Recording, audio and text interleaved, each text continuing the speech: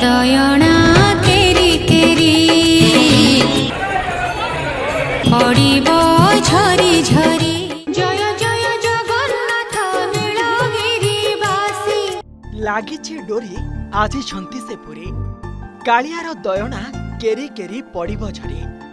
ओडिया भजन साम्राज्यर से भजन साम्राज्ञी कालिया नारे से शह शह गीत गाइछन्ते आउ ए श्रीमंदिर रे तांकर गीत कालिया भी शुणिछि।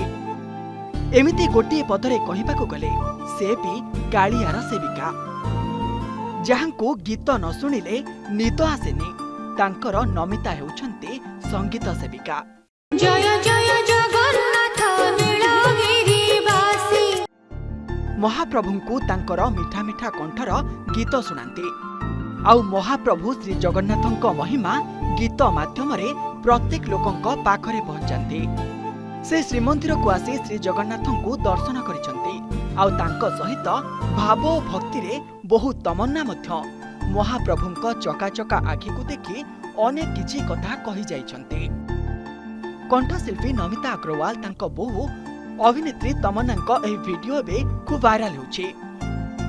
पुओ सिद्धार्थ मध्य तांक सह अछंती जेउथिरे समस्ते बड़दाण्डरू श्री जगन्नाथंक नाम नै श्रीमंदिर को प्रवेश करुथुबा देखिबाकू मिलुछि।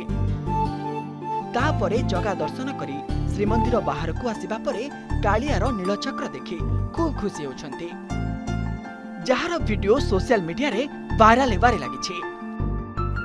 जेउठी माटी पवित्र जेउठी बाली पवित्र जेउठी पानी पवन गछ लता समुद्र और सबु किछि पवित्र सी श्रीक्षेत्र आउ श्रीमंदिर कथा कौन आउ कहिबा। जेउठी मुठाए अबड़ारे पेट पुरी जाए ता आनंद बजार को भोक नियंट हुए सेठी स्वयं मां महालक्ष्मी निजे रोसई करंती। सी ही जगन्नाथ धाम जगार लीला अपार ता लीला ताकू ही जना तांको डोरी न लागिले केही श्रीक्षेत्र आसी पारेना से न चाहिए तांको दर्शन भी मिलेना। नमिता अग्रवाल जने प्रसिद्ध ओडिया भजन गायिका से महाप्रभु श्री जगन्नाथंक भक्त भावे परिचित। नमिता अनेक जगन्नाथ भजन गाइछन्ते एवं तांको संगीत माध्यम रे निजर भक्ति भाव प्रकाश करिछन्ते।